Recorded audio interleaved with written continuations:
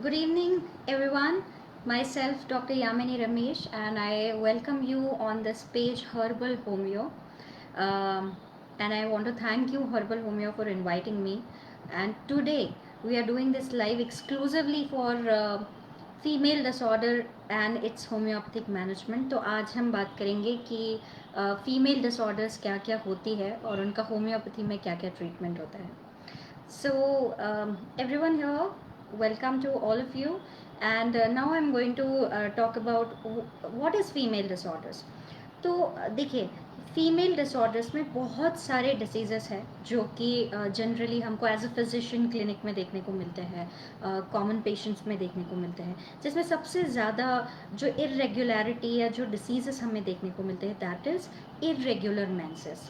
तो irregular menses में you can see variety of things like menorrhagia, menorrhagia यानी कि ब्लीडिंग बहुत ज़्यादा होना मेंसेस के दौरान, पीरियड्स के दौरान।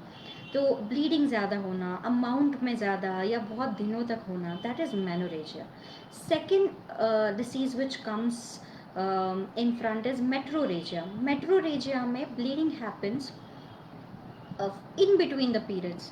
जैसे अगर आपका पीरियड 28 या 26 डेज में आता है तो उसकी जगह 15 डेज में आ गया, या इंटरमेंस्ट्रुअल ब्लीडिंग हुआ, आपको पीरियड्स के दौरान एक दिन स्पॉटिंग हुआ, 2 दिन ब्लीडिंग हुआ और उसके बाद फिर बंद हो गया, that is called as metrorrhagia. Okay, and sometimes you can see patients where both of the things are present, मतलब जब ब्लीडिंग ज़्यादा भी हो रहा है और इंटरमेंस्ट्रुअल पीरियड के बीच में भी हो रहा है या कभी भी पीरियड आ रहा है, दैट इज़ नोन एज मेनोमेट्रोरेजिया। तो ऐसे बहुत सारे डिसीजेस हमको देखने को मिलते हैं।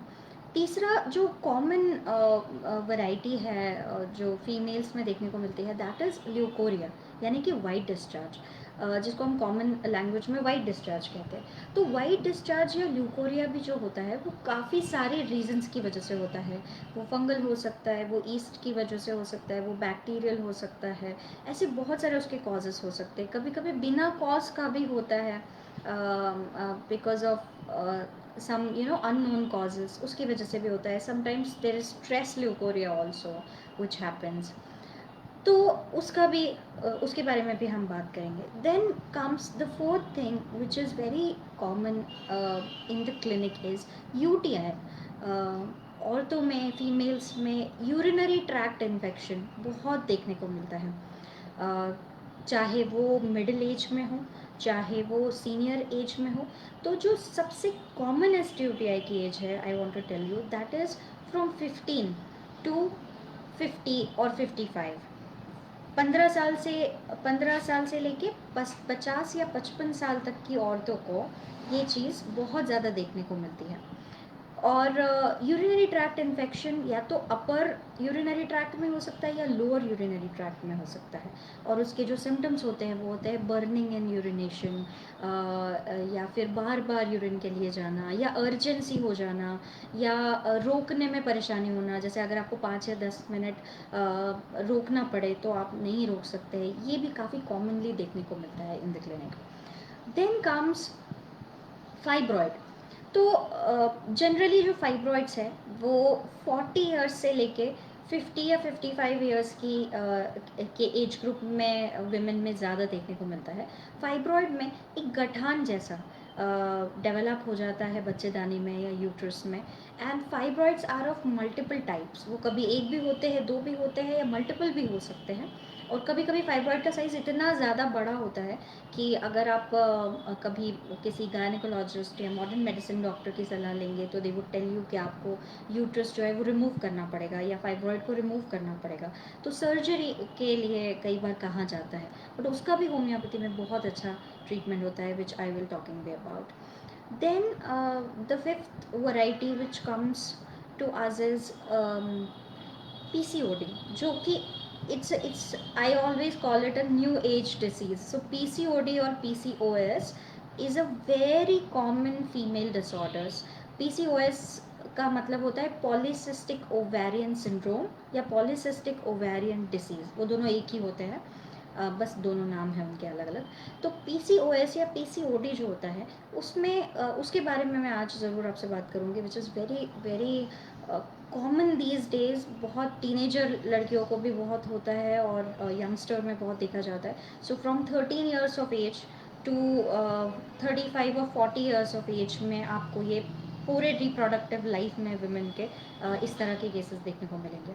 एंड पीसीओडी के जो सिम्टम्स है, we all know, our doctor friends जो यहाँ पर हैं, they know that the PCOD comes with in irregular menstruation. तो या तो मेंसेस बहुत जल्दी आ रहे हैं, या डिलेड आ रहे हैं, या 2-2 महीने 3-3 महीने कई बार आ ही नहीं रहे हैं, अपीयर ही नहीं हो रहे हैं, या फिर मेंसेस आ तो रहे हैं पर जो ब्लीडिंग है, जो अमाउंट है फ्लो का, वो बहुत कम है, वो बिल्कुल नहीं हो रहा है. तो पीसीओएस का first symptom is irregular menstruation. Second symptom is either obesity और weight gain.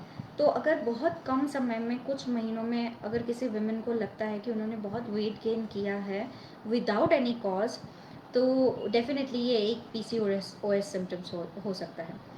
Third thing is जो पीसीओडी में आपको देखने को मिलेगी, दैट इज हेयर ग्रोथ और अननेचुरल हेयर ग्रोथ. तो चिन पे या चीक्स पे या पेट पे ऐसे हेयर आना, कोर्स से थोड़े बड़े, जैसे कि मेल पैटर्न के हेयर्स होते हैं, वैसे अगर हेयर आ रहे हैं आपके गले पे, आपकी गर्दन पे, चीक्स पे, तो ये भी एक पीसीओडी सिम्टम होता है. That is very common. And sometimes PCOD की एक वैरायटी होती है, दैट इज़ लीन पीसीओएस. तो लीन पीसीओएस में कई बार आपका जो बीएमआई रहता है वो नॉर्मल रहता है, हाई नहीं रहता, मतलब आपका वेट भी नॉर्मल है, इनफैक्ट कम है, और उसके बाद भी आपको मेंस्ट्रुअल इरेगुलरिटी हो रही है. तो that type of PCOD also comes to you. And that time actually PCOD में होता ये है कि हमारे जो फीमेल हार्मोन्स है, जो पीरियड्स को रेगुलेट करते हैं, जो वेट को रेगुलेट करते हैं, वो जो है वो इम्बैलेंस हो जाता है. तो प्रोजेस्टेरॉन, ईस्ट्रोजन और एंड्रोजन का जो इंटरप्ले है वो अफेक्टेड है. So being a physician we need to understand that क्या सिम्टम है और उसका कॉज क्या है. इसका diagnosis is very important. And you can diagnose PCOD easily with symptomatology, and you can check the hormones also. तो आप हार्मोन टेस्ट करवा सकते हैं पेशेंट का, if you feel that it is needed, and then you can confirm that it is PCOD. Along with that, um, the sixth or seventh disease which comes to us is PCOS induced infertility. So infertility तो है, बच्चा होने में problem हो रही है, conceive होने में प्रॉब्लम हो रही है, but that infertility is due to PCOD. So if you know if, या ऐसा कह सकते हैं कि अगर पीसीओडी अनट्रीटेबल रहेगा तो कंसीव करने में आगे जाके पेशेंट को ज़रूर प्रॉब्लम आएगी. तो whenever you are dealing with PCOD, then keep this in mind that you know you have to educate your patient that that she might face this infertility problem in future, and that's why it should be cured within a as early as possible. तो ये हमें अपने patient को educate करना है.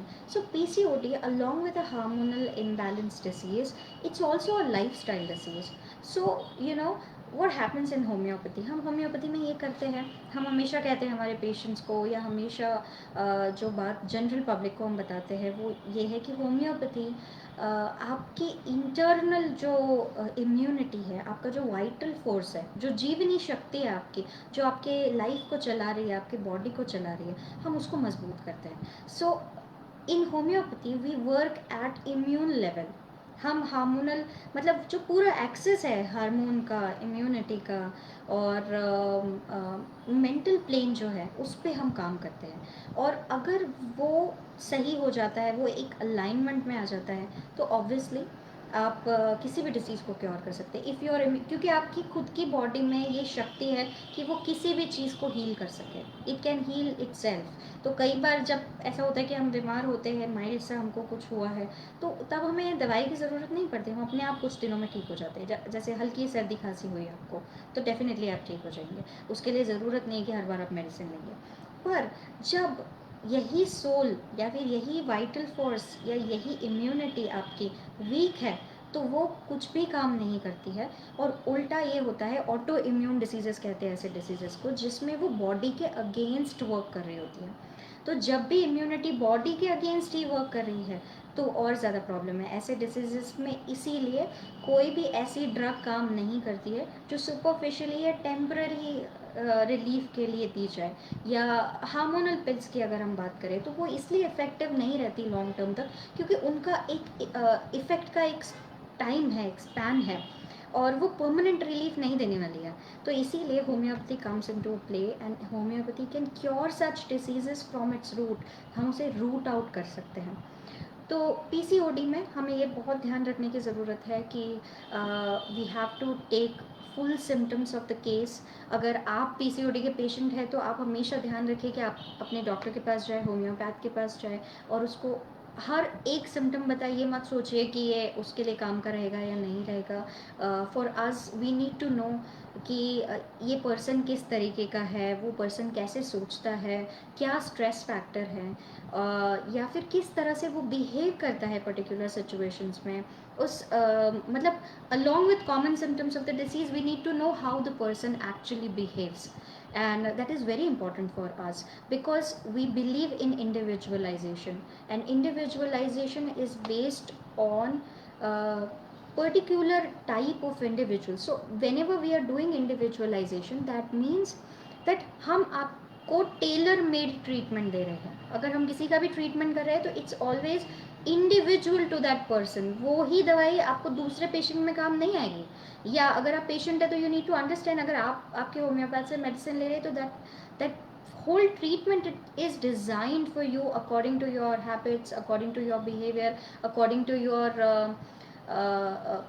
thinking pattern, according to your physique and everything. So we need to know that. But for PCOD, exclusively I want to tell you, to all my doctor friends and young students, that please tell the patient and please make them aware about the lifestyle changes they need to do. So lifestyle changes में एक बहुत ज़रूरी चीज़ है PCOD में, that is diet pattern क्या है patient का। अगर वेट गेन भी हो रहा है या वेट नॉर्मल भी है पर वेट गेन होने के चांसेस ज़्यादा है, तो आपको ये ध्यान रखना है कि क्या उनके लाइफस्टाइल में हमें कुछ चेंज करने की ज़रूरत है, and whatever is needed you have to tell your patient. So first thing I always tell my patients that you have to avoid all the junk food, you have to avoid all the processed food, the packaged food, and everything should be homemade. So whatever you want to eat, you have to make it at your home. आप खुद बनाओ, खुद खाओ, and as local as possible. Please be local, okay? Along with being global, use local products so that आपके अगर आप किसी particular area में रहते हैं और वहाँ पर कोई स्पेशल टाइप का ग्रेन या वेजिटेबल उगता है और वो अवेलेबल है आपको, या जैसे सीजनल फ्रूट्स है या सीजनल वेजिटेबल्स है, तो प्लीज़ सीजनल वेजिटेबल्स खाइए, ना कि कोई ऐसी वेजिटेबल खाइए जो उस सीज़न में नहीं उगती। क्योंकि अगर वो उस सीज़न में नहीं उगती है, दैट मीन्स कि उसे प्रोसेस किया गया है, उसके अंदर केमिकल्स लगाए गए हैं जिसकी वजह से वो एक प्रोसेस्ड फूड बन गया है. So please be local, use local products, use local vegetables and fruits and grains. And then आपको ट्राई करना है कि आपका पेशेंट, या अगर आप खुद पेशेंट है तो आपको होल फूड यूज़ करना है, आपको उसके होल ग्रेन्स यूज़ करना है, ठीक है। और हो सके तो personally I have seen that milk और मिल्क प्रोडक्ट अगर एक्सेस में यूज़ किए जाते हैं तो पीसीओडी के ट्रीटमेंट में थोड़ा सा प्रॉब्लम होता है, क्योंकि आजकल जो हम मिल्क यूज़ करते हैं वो ऑलरेडी उसके अंदर हार्मोन्स या आर्टिफिशियल हार्मोन्स होते हैं. So we need to avoid that. So for PCOD, first thing is lifestyle management. Second thing is your sleep pattern. So every doctor and patient should know this, that if you have a good sleep pattern, that means that you have to sleep at a particular time and wake up at a particular time. ऐसे नहीं होगा कि आज आप 10 बजे सो रहे हो, कल आप 2 बजे सो रहे हो, परसों आप 12 बजे सो रहे हो, कभी आप 3 बजे सो रहे हो और आप कभी भी उठ रहे हो. No. So you have to sleep at a proper time, wake up at a proper time, so that आपका जो हार्मोनल प्ले है वो प्रॉपर हो, आपको रेस्ट पूरा मिले और आपके हार्मोन्स जो हैप्पी हार्मोन्स है वो निकले, स्ट्रेस हार्मोन्स आपको ज़्यादा परेशान ना करें. The fourth thing is your medicines. So you have to take the medicines for a particular time period, whatever your doctor is telling you. So for me, I always tell my PCOD patients specifically that the treatment will last for at least for some months. So it takes from, sometimes it takes 3 to 4 months, and sometimes it takes 1 to 1.5 year. So it varies from 3 months to 1.5 year. So you have to guide your patient कि आपको 1-1.5 साल तक patient रह के, not that patient, patience रख के आपको पूरा ट्रीटमेंट फॉलो करना है. अगर आप वो प्रॉपरली करते हैं तो फॉर एवर आपका पीसीओडी जो है वो क्योर हो जाएगा. The second thing is, exercise is very important. So अगर वेट इंक्रीज हो गया है या वेट बहुत ज़्यादा है या ओबेसिटी हो रही है पेशेंट में, you have to guide your patient that please reduce the weight, and that too with either yoga or other type of exercises or gymming, whatever suits to the patient. That depends on patient's personal choice. So I just tell them that if you are not able to go to the gym, if you are not able to follow a yoga routine, please at least do 2 kilometers or 3 kilometers brisk walk daily. And along with that, they can just do skipping. So skipping really helps in reducing the weight. Along with that, you can choose any type of exercise which you like to do. And weight control, weight management is also equally important. And to the youngsters and teenagers, I always tell them that there is no need to go to a gym all the time, because आप gym हमेशा नहीं जा पाओगे. तो अगर आपको weight management करना है तो अपने डाइट और घर में जो आप एक्सरसाइज कर सकते हैं उसके साथ करें. But still it is personal, so it depends on you. So this is about PCOD. Okay, along with that, I want to tell you what type of food you need to eat. So you have to eat the whole grain food, the whole food, the local food, the sprouts, more leafy vegetables, and all such type of things. And homeopathy has tailor-made exclusive treatment for all type of PCOS patient, and only homeopathy has its cure. Because if you go to any other system of medicine, you will only have temporary relief. So of course, and the most important thing, my friends, to understand is सिर्फ period आना या period लाना हमारा M नहीं होना चाहिए. Period आ गया इसका ये मतलब नहीं है कि आपका पीसीओडी ठीक हो गया. पीरियड आ गया इसका मतलब सिर्फ ये है कि आपको मेंस्ट्रुअल ब्लड फ्लो चालू हो गया है. उसके लिए काफ़ी सारे हार्मोनल पिल्स अवेलेबल होते हैं. आप कुछ होम रेमेडी कर लेंगे तो भी हो सकता है कि आपका ब्लीडिंग चालू हो जाए या आपको पीरियड आ जाए. But please understand this, that getting a period does not mean that you have cured your PCOD. That is very important to understand for doctors also and for patients also. So to my patients, I always tell them, I'm not going to give you any remedy which will bring your period, because period is not my aim. My aim is your the cyst which are there in the ovaries should dissolve. वो dissolve होनी चाहिए. आपके ovary का volume normal होना चाहिए. आपके ovary का function normal होना चाहिए. तो what ever hormone it is producing, it should produce it's on own. हम हमेशा अगर हार्मोनल पिल्स का यूज़ करते हैं या करने देते हैं किसी को, दैट मीन्स आप बॉडी को स्पून फीड कर रहे हैं. जो भी बॉडी के अंदर बनना चाहिए आप बाहर से उसको दे रहे हैं. And whenever you start doing this spoon feeding, body stops acting for itself. So body has to act. Body का सिस्टम हमें एक्टिवेट करना है. जो ऑर्गन्स जो काम कर रहे हैं वो करना चाहिए. And homeopathy has immense value in such treatments, because homeopathy in its natural, it's completely side effect free, and it activates body's functions and organs. Okay, so this is about PCOS. And then comes anxiety and depression and all the psychological disorders which happen in women. So I want to tell you, friends, that anxiety होना या depression हो या कोई भी psychosomatic disorder हो. Psychosomatic यानी which first affects the mind and then affects the body. So जैसे आजकल बहुत सारे आप देखेंगे हाइपोथायरॉयडिज्म के केसेस भी बहुत बढ़ रहे हैं. Every fourth women or every fifth women in India will have hypothyroidism. And why it is happening?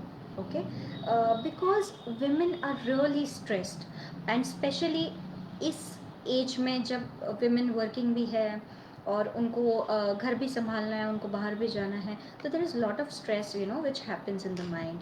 And women are by nature they are sensitive and emotional, so obviously they absorb such things. तो ऐसे cases में भी homeopathy treatment is very very effective, and we have very nice treatments for all type of somato psychic or psychosomatic or anxiety or depression and or all type of psychiatric diseases also in women. Also जब हम anxiety की बात करें तो मैं आपको एक case बताना चाहूँगी. Recently I treated a case just 2 or 2.5 months ago, that where the women, this woman was almost 30-32 years old. She came to me and she told me that उनको उनकी शादी को कुछ 5 साल हो चुके हैं और उनका जो सेकेंड बेबी है रिसेंटली जो कंसीव किया उन्होंने, उसका अबॉर्शन हो गया. And because after the abortion, because it happened in the 6th month of pregnancy, because some unavoidable circumstances, ये हो गया. उसके बाद से शी वेंट इनटू डिप्रेशन. सो इस तरह के डिप्रेशन को जो डिलीवरी के बाद होता है या अबॉर्शन के बाद होता है, उसे हम कहते हैं पोस्ट डिलीवरी या पोस्ट पार्टम डिप्रेशन. तो ये भी फीमेल्स में बहुत ज़्यादा देखने को मिलता है. और इसके लिए, क्योंकि जब ये डिलीवरी के बाद होता है या जब आपने जस्ट डिलीवर किया है बेबी को, उसके बाद अगर हो और अगर बेबी अलाइव है और आप फीड कर रहे हो, तो जनरली इसका कोई ट्रीटमेंट नहीं किया जाता, क्योंकि ऐसा समझा जाता है कि थोड़े दिनों बाद या तो अपने आप हो जाएगा. और क्योंकि मदर फीड कर रही होती है बेबी को, तो उसको बहुत ज़्यादा एंटी डिप्रेसेंट या ऐसे कोई मेडिसिन नहीं दे सकते in modern medicine. But in homeopathy we have beautiful remedies. So इस लेडी को मैंने जब रेमेडी दिया, तो जनरली जो पोस्ट पार्टम डिप्रेशन होता है, it takes at least 6 months to 8 months to get cured. Within 1 month's time, this lady have felt amazing. She told me that there is no depression, there is no negative thoughts. She was not crying at all. जबकि जब वो मेरे पास आई थी तो at least 1-1.5 घंटा वो रोई होंगी. और उसके बाद उन्होंने कहा कि मुझे सब पता है कि ऐसा होता है, मैं अगेन कंसीव कर लूँगी, मुझे कोई प्रॉब्लम नहीं है, और ऐसा भी नहीं था कि मुझे बहुत जल्दी थी, बट उसके बावजूद भी मैं अपने मन को नहीं समझा पा रही हूँ. But this time when she came to me just after a month, she told me that I'm much better, I'm feeling very happy. She joined her office again, and she's a very happy woman now. So within one month's time I could cure her postpartum depression, and that was really amazing feeling for me. So homeopathy has very good number of medicines. There are no 1 2 3 medicines. We have almost 200 or to 300 medicines which can help in the postpartum depression. We have almost 500 to 600 medicines जिसमें से हमें choose करना है according to personality type कि PCOD के लिए क्या देना है. Okay, and along with that I want to talk to you about infertility. तो जब ऑर्गन डैमेज ना हो, जब आपके ओवरीज इंटैक्ट है, जब ओवम प्रोड्यूस हो रहा है, यानी कि जब अंडा बन रहा है फीमेल की बॉडी में, उसके बावजूद आजकल आप देखेंगे कि काफ़ी सारे कारणों की वजह से, कई बार एनजाइटी की वजह से, कई बार हार्मोनल इम्बैलेंस की वजह से, कई बार डायबिटीज़ की वजह से, कई बार थायराइड की वजह से, मोटापे की वजह से, या कम वेट होने की वजह से, बहुत सारे रीजंस है जिसकी वजह से women are not able to conceive properly.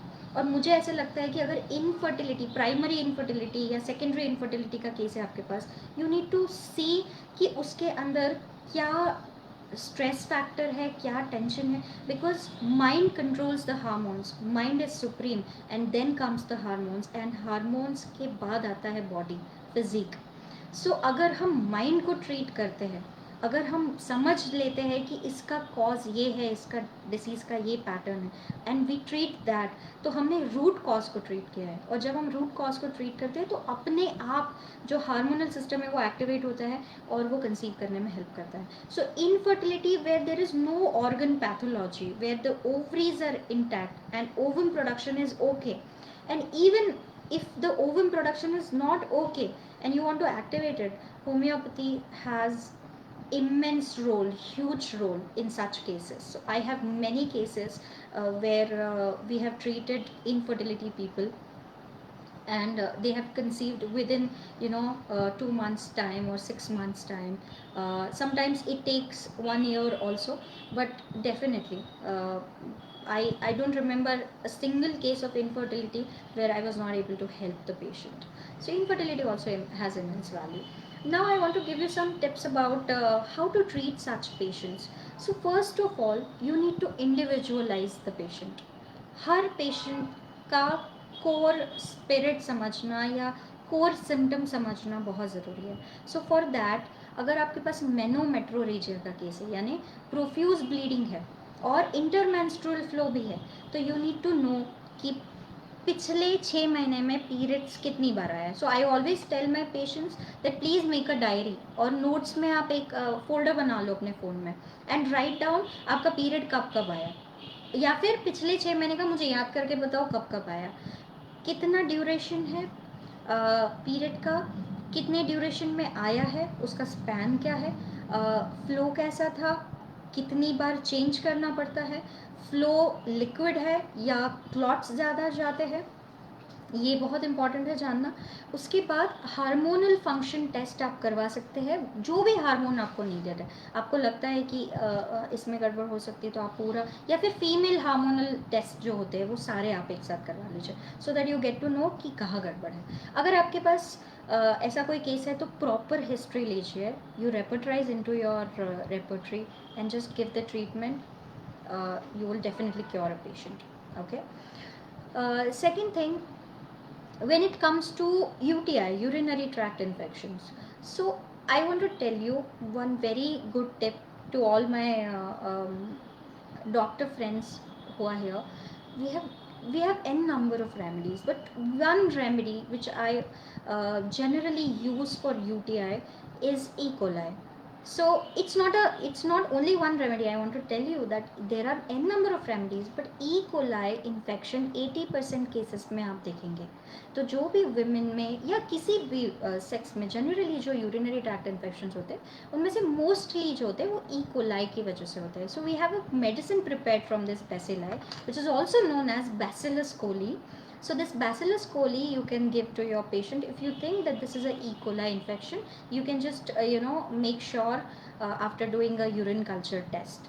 So culture में आपको पता चल जाएगा. And along with that, if you think that other medicines are indicated and well selected, you can definitely prescribe that. Along with that, अगर UTI है किसी को, तो प्लीज़ उसको गाइड कीजिए कि उसको वाटर इनटेक बहुत अच्छा रखना है, क्लीनलीनेस बहुत ज़रूरी है, that is equally important. If you are treating a patient of leukorrhea, you have to know at what time the discharge is more. Does it causes itching or burning or any other symptoms? और leucorrhoea की वजह से अगर कभी आपको लगता है कि इनफर्टिलिटी है या ड्राई वेजाइना है या फिर कोई और प्रॉब्लम है, तो भी आप उसको पर्टिकुलरली उस वे में जाके ट्रीट कर सकते हैं. सो at the end, I just want to tell you that homeopathy helps your body to create a very very strong immunity which heals your body. So we are not doing anything from outside, we are just trying to help your own body to create a good immunity, strong health from inside, which really really helps body to recover easily. But along with homeopathy, lifestyle management is very important, counseling is very important of the patient. Different diseases take different time span to get treated. And if homeopathy is not working for you, if you want to if you are thinking कि मुझे तो कुछ फ़र्क ही नहीं पड़ रहा है या मुझे कुछ फ़ायदा ही नहीं हो रहा है, तो एक बार प्लीज़ अपने डॉक्टर से कंसल्ट करें. वो आपको बताएंगे कि किसी स्पेसिफिक डिसीज़ के लिए या उस टाइप ऑफ डिसीज़ के लिए कितना टाइम आपको ट्रीटमेंट लेने की ज़रूरत है. कई बार जैसे PCOD के केसेस हमारे पास आते हैं और 1 महीने में या 2 महीने में पेशेंट्स को लगता है कि अब हमें नहीं फ़ायदा हो रहा है, हमें छोड़ देना चाहिए. But I want to tell you friends that PCOS is a very complex disease जिसमें बहुत सारे हार्मोन्स इन्वॉल्व है, बहुत सारी चीज़ें इन्वॉल्व है. उसको ठीक करने के लिए हमें टाइम चाहिए होता है, but it's 100% treatable. So every disease of women is 100% treatable. I have cured many large fibroids without surgery. Sometimes it took 1 year, sometimes it took 3 months, sometimes it took 2 years, but I have treated many fibroid cases. And fibroids generally कहा जाता है कि surgical disease होता है, but homeopathy में जो इस तरह के डिसीजेस है जो फॉल्सली सूडो सर्जिकल, हम इनको बोलते हैं सूडो सर्जिकल, यानी जिनको समझ लिया गया है सर्जिकल बट वो है नहीं, उनको हम ठीक कर सकते हैं. So at the end I just want to tell you that before losing your hope, do try homeopathy for any type of female disorders. वो बहुत हेल्पफुल होती है, and without any side effects, without any problem आप easily sweet pills खा के अपना disease ठीक कर सकते हैं, and you have to assure your patients if you are a doctor. So thank you so much. And if you have any queries, you can just write in the chat box. I will be really happy to help you. Thank you, Herbal Homeo, Dr. Shikhar, for this opportunity. Thank you so much.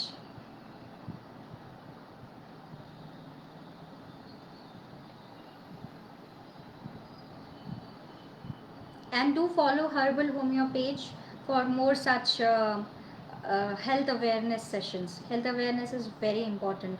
Or due to COVID, we all have, and we all must realize that how important health is.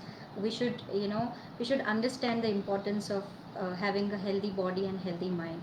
So healthy body होना ही health नहीं होता है, healthy mind होना भी बहुत important है. So please take care of your mental health. If you need any type of health, go to a homeopath whom you trust. Any homeopath, they will definitely help you. Thank you so much for listening, and have a good time on this Sunday. Bye bye.